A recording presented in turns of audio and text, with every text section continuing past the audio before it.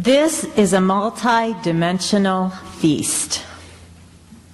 We have Jesus leaving us in his physical body. We have the Spirit's promise to us to help us become who we are meant to be.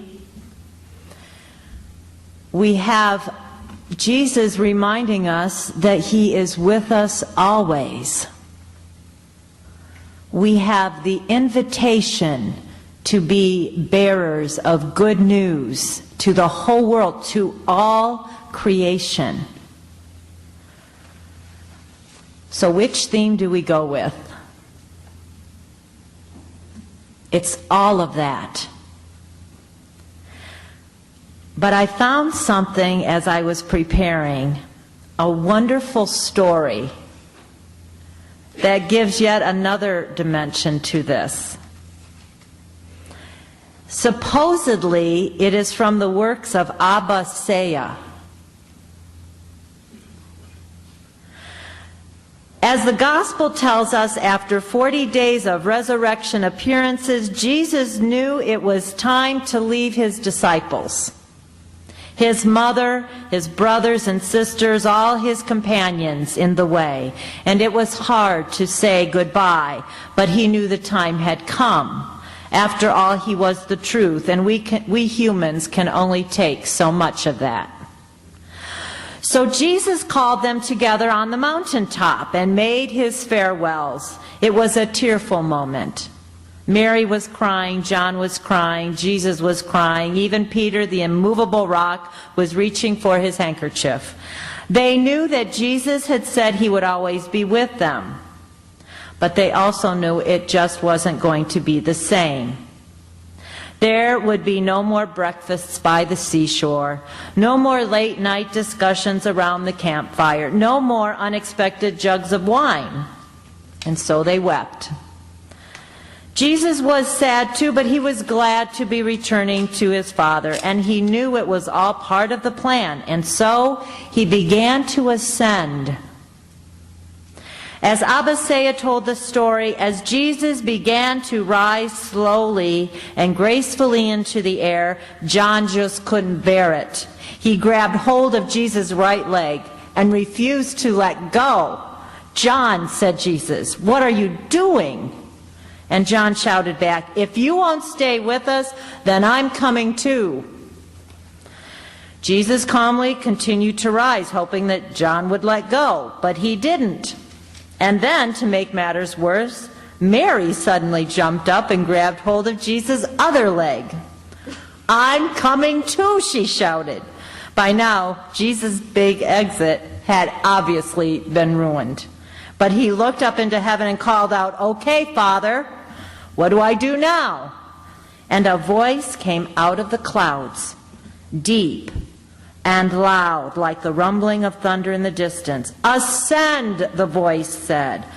"Ascend?" Jesus asked. "Ascend," the voice replied. So Jesus continued to rise through the air, with John and Mary holding on, until they too were lifted up off the ground. But the other disciples couldn't bear to be left behind either. You know what's happening. They jumped up on board, and within minutes there was this pyramid of people hanging in the middle of the sky. Can you imagine this? I love this Abba, who has this imagination of how this might have been. But there is a moral to this story. Quite a sight if anyone had been watching. And then what was this? Suddenly all kinds of people were appearing out of nowhere, friends and neighbors from around Galilee, people who'd heard Jesus' stories, people whom he had healed, people who just knew that he was something special, young and old, men and women, children, Jews and Gentiles, a huge crowd, and they too refused to be left behind. So they made a grab for the last pair of ankles and hung on for dear life. One way or another, there was quite a kerfluff. People squealing, "Wait for me!" and then startled yelps as they felt themselves seized by the ankle. And above it all, the voice of God calling out, "Ascend!" But all of a sudden, from the bottom of the pyramid, there came the voice of a small child. "Wait! I've lost my dog. "Wait for me." "I can't wait," Jesus called back. "I don't know how this thing works." But the little boy wasn't going to be left behind. And he was determined his dog was coming with him. Let me interject. Remember, Jesus gave the commandment to tell the good news to all creation. So, still holding on with one hand, he grabbed hold of a tree with the other and held on with all his might. For a moment, the whole pyramid stopped dead in the air. Jesus pulling upwards, the little boy holding on to a tree, scanning the horizon for his lost dog. But Jesus couldn't stop, and the ascension had begun, and God was pulling him back to heaven. At first, it looked as if the tree would uproot itself, but then the tree held on. And it started to pull the ground with it, much like you would, if you're going to pull up the carpet in the middle. That's what happened. The ground and the soil itself started moving into the sky.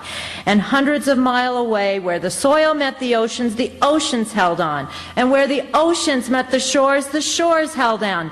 And all of it held on till there was no tomorrow. Jesus did ascend to heaven. He went back to where he belonged in that loving, permanent presence of God's endless love and care, wholeness and laughter. But as Abba Saya tells it, he pulled all of creation,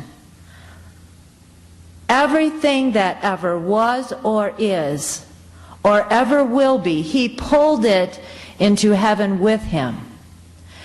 And guess who else is there? We are. We are all part of it. The before, the now, the after. When Jesus ascended, he was inviting us all to more.